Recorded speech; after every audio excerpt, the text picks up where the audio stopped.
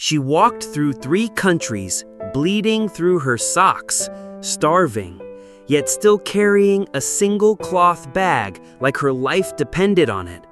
Inside were memories, and maybe a miracle. At the checkpoint, chaos surrounded her, but all she heard was her daughter's voice, 2 years old, fading in a hospital bed. "Mama, when will we go home?" What happened next would break every heart watching. That home no longer existed. "Next," a guard shouted. Lena stepped forward, barely able to lift her feet. Her bag was her last piece of life.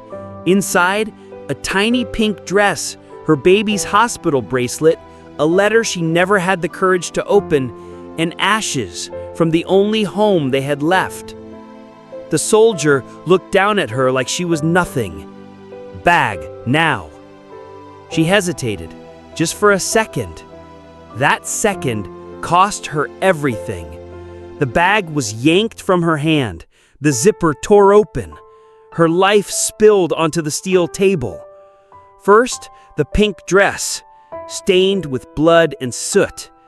Then, a small doll with a missing eye.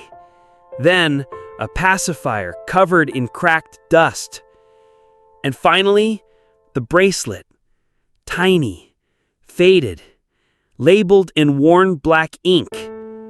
Eva Khan, infant, critical. Everyone went quiet. Lena's knees buckled and she collapsed. She clutched her arms around her body, like trying to hold in every scream, but they came anyway. Loud, guttural, heart-shattering sobs. People turned away, unable to watch. Others stared in silence. The officer picked up the bracelet. His eyes narrowed. His hand trembled. He leaned in. "Where did you get this?" he whispered. Lena could barely speak. Her lips cracked open. She died in my arms, but I never saw her body. They just took her." Her voice broke. "I was told she never made it past sunrise." Suddenly, the officer's eyes filled with tears. He turned his head away. His lips parted, and then, softly, urgently, he whispered something to the soldier beside him. "Stand down. Let her through." "What?" the soldier barked. "She has no ID." "I said let her through." Lena stared at him. His face had changed. He no longer looked like an officer. He looked like a man trying to hide a storm inside. She stepped forward, her hands shaking. The bracelet was still in his palm. "Why? Why are you helping me?" He looked at her with eyes full of guilt, full of recognition. And then he asked the question no one expected. "Do you remember what hospital she was taken to?" Lena's lips parted, but no sound came out. Her knees barely held her up. The world around her was spinning, yet frozen. How could this man, this stranger in uniform, know enough to ask that question? The checkpoint noise faded into a soft hum. Just his voice echoed. "Do you remember what hospital she was taken to?" Lena looked up, her eyes wide, bloodshot from tears. Her mouth trembled. Hopefield Medical Center, the West Wing, ICU, room 12. Why? Why are you asking?" The officer turned away. He closed his eyes like he had just seen something from a nightmare. For a moment, he said nothing. Then he whispered, "Because room 12 was where I found a baby, alone, wrapped in a pink blanket. No ID, no mother." Lena's breath caught in her throat. He continued, "They told us everyone in that unit died, but she was breathing, barely, and someone had placed a tiny drawing under her blanket, a sun with a heart in the middle." Lena gasped. She reached into her blouse with shaking fingers and pulled out a dirty piece of paper. It was fragile, water-stained, but the image still showed. A sun, drawn by a child, with a heart in the middle. "I gave her that," she cried. "Ava drew it with my help. I put it under her pillow when I thought I would not see her again." Her sobs cracked the silence. People in line turned to look again, this time not with suspicion, but sorrow. The officer stared at the paper. His hands shook. "She cried for days," he said softly. "The baby, she would not eat. She just kept looking at the window. And one day, she said a name in her sleep." He paused. Lena's heart thundered. He looked at her, eyes wet, voice breaking. She said, "Mama Lena." Lena dropped to her knees, crying so loudly her whole body shivered. The pain of 2 years, the loss, the guilt, the night spent talking to the sky came crashing down all at once. She was not just a grieving mother anymore. She was something else now. A woman with a question no mother dares to ask. Could her daughter still be alive? The officer knelt beside her. He spoke lower now, urgently, carefully. "They moved the baby to a secured care program. I never knew what happened next, but I never forgot her face. And when I saw that bracelet, I knew it was her." Lena clutched his arm. "Please, please help me find her." "I will," he said. Then he glanced over his shoulder. 2 senior officers were watching. One stepped forward, radio in hand. "We have a problem," he whispered. "If they find out what I am doing, they will stop you. They will stop both of us." Lena stood slowly, her body still trembling. "I will walk barefoot across every border. Just take me to her." He nodded. "Follow me. Say nothing." As they slipped through a side gate, one final thought pierced Lena's heart. What if Ava had grown up, not knowing she had a mother who never stopped looking? They moved fast, not running, but with purpose. The officer kept his hand on Lena's back, guiding her through narrow paths behind the checkpoint where no cameras reached. Each step away from that inspection line felt like peeling away a layer of her fear, but only to expose a deeper one underneath. "Where are we going?" she asked. "To the records department. I need access before the evening shift change." Lena's mind spun. Could this really be happening? For 2 years, she had lived in silence, haunted by lullabies that went unanswered. But now, a possibility was opening like a locked door. They entered a dim hallway. The air smelled like sweat and metal. The officer scanned a keycard and motioned her into a small side room. Inside, rows of old metal drawers lined the walls. "I kept her file," he whispered. "I was not supposed to, but I did. Something in me could not let her be erased." He began pulling open drawers, his hands rushing, eyes scanning. Lena sat down, her legs no longer able to carry her. She held the drawing in her hands. "She never liked drawing suns," she said quietly. "But I made her. I told her the sun always comes back, even after the dark." A drawer slammed shut. "I found it," he whispered. He opened a weathered folder. There was a picture, a grainy photo of a baby, swaddled, eyes closed, mouth barely opened like she was whispering a prayer. Below it was a name, unknown female, assigned name, Amelia. Lena gasped. "That is her!" she cried. "That is my Ava!" The officer hesitated. "That is what they called her when they moved her to Sector 7 care home. They never found any family. I tried to tell them, but no one listened." Tears spilled from Lena's eyes like water bursting from a dam. Her hands shook as she touched the photo. "Ava, you are alive!" But her joy was pierced by a cold question. "Where is this care home?" The officer's jaw clenched. His voice grew cold. "That is the problem." He stepped back and shut the drawer. Sector 7 was shut down 6 months ago, unregistered. They moved the children elsewhere, quietly. No records, no public notice, just vanished. Lena collapsed into the chair. You are telling me I might have found her, only to lose her again? He placed the folder in her lap. No, I'm saying this. If she survived, she was transferred. Someone had to sign off on it. Someone knows. He looked into her eyes. Do you remember anything else? A name, a face, a nurse, a symbol? Lena thought. Her mind clawed through trauma, through ash and glass and screams.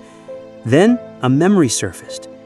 There was a woman, wore a red scarf every day. She used to hum a lullaby, Golden Bird, Fly Me Home. Ava loved it. The officer's eyes widened. I know that song. He stepped back, stunned. My mother used to sing that.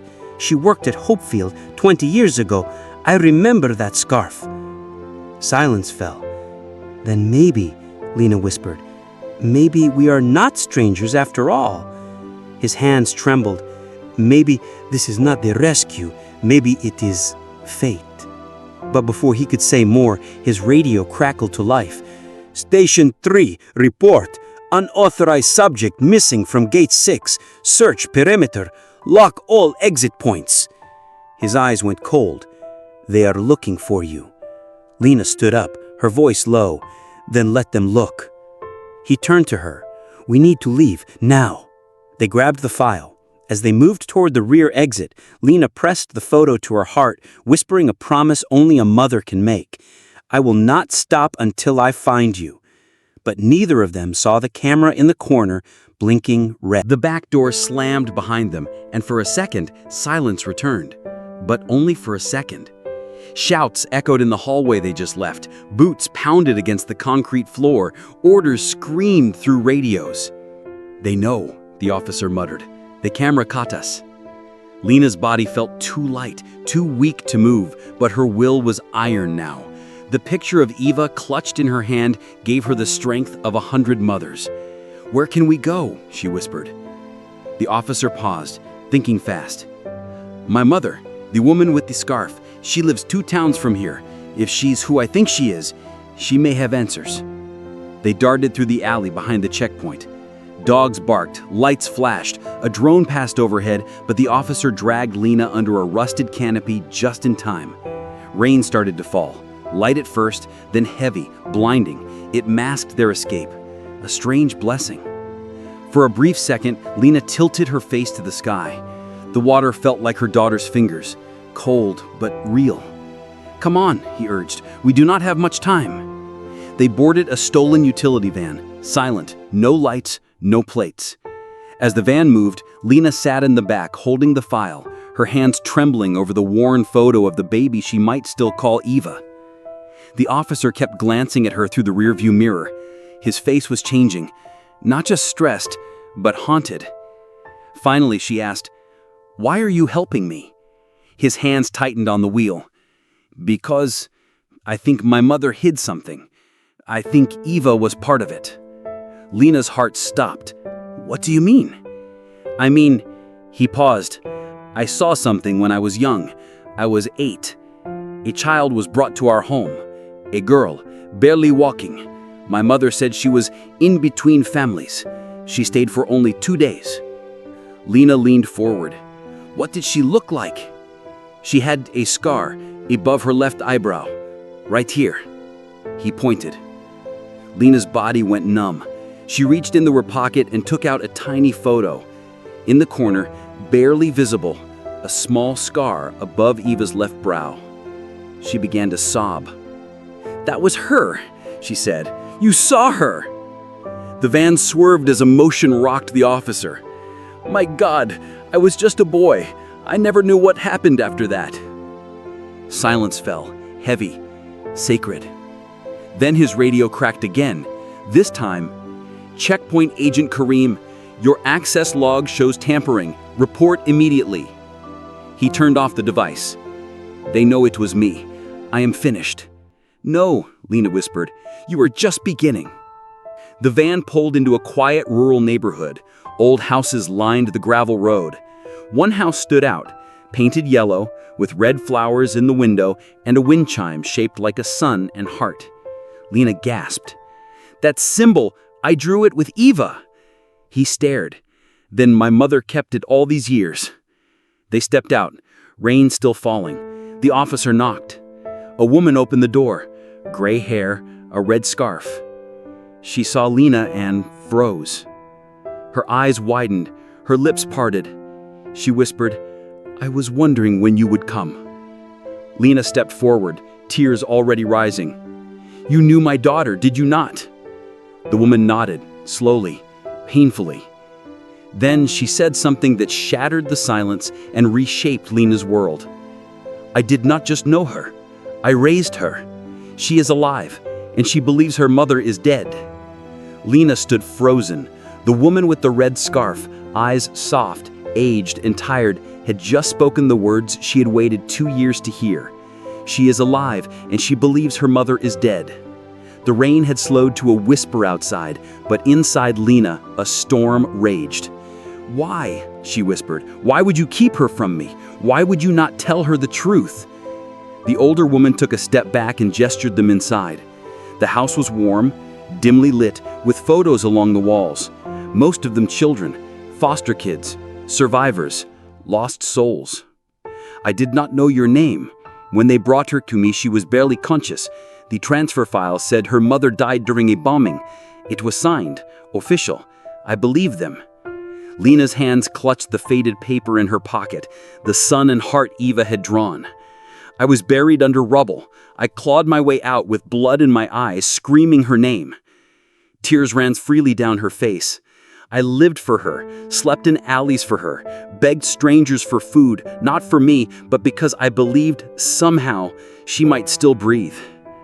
The officer stood beside her, frozen in shock. This was no longer about protocol or checkpoint. It was about something deeper, about a bond no document could break. The woman in the scarf nodded slowly. "Then you deserve to see her." She reached for a drawer and pulled out a sealed envelope. Inside was a picture, new, clear. A girl, maybe 4 years old now, brown hair, wide eyes, and the scar above the left brow. Lena took the photo and dropped to her knees. She kissed it. She held it like it would shatter. "She looks so happy," she whispered. "She is, but she asks questions. She holds that paper drawing every night before bed. She says, 'My real mama made this. I feel it.'" Lena's sobs returned, this time not from grief, but from overwhelming love. "Where is she now?" she asked. The older woman walked to a hallway, opened a door, and from it a little voice called out, "Grandma, who is crying?" Then the small figure appeared, wearing a nightgown, holding a teddy bear. She looked up at Lena, blinked, and tilted her head. She stepped closer. "Mama?" It was not a word of confusion. It was instinct, a thread pulling itself tight after years of being torn. Lena gasped, hand to her mouth. "Eva?" The child nodded slowly, then dropped the teddy bear and ran. Lena collapsed into her arms, both of them sinking to the floor, weeping, laughing, holding each other like time had never moved. "I found you," she sobbed. "I never stopped." Eva whispered into her neck, "I dreamed of you every night." The officer turned away, eyes red. The older woman sat beside them, crying quietly. But just as the moment began to settle, a shadow appeared in the window. A black car, unmarked. Men stepped out, suits, earpieces. The officer turned cold. "They are here." Lena stood, shielding Eva. "Do not let them take her." The woman in the scarf stood too. "They will not." The officer reached into his coat and pulled out his badge. Then he snapped it in half. "I will not be part of this anymore." He opened the door before they could knock. "I am Kareem Sadi, and this woman is not a fugitive. She is a mother. This child is not missing. She is home." The agents looked at one another. Then the man in front pulled out a document. "We received orders, but..." He paused, looking inside at the scene behind Kareem. "This is above our rank. Let it be." They turned, got back in the car, and drove away. Silence returned. That night, Eva fell asleep in Lena's arms for the first time in 2 years. Her breathing soft, steady. Lena whispered stories, songs, apologies. and outside, the wind picked up, carrying a paper drawing down the street. A sun with a heart in the middle. Because even after the darkest night, the sun always finds its way back.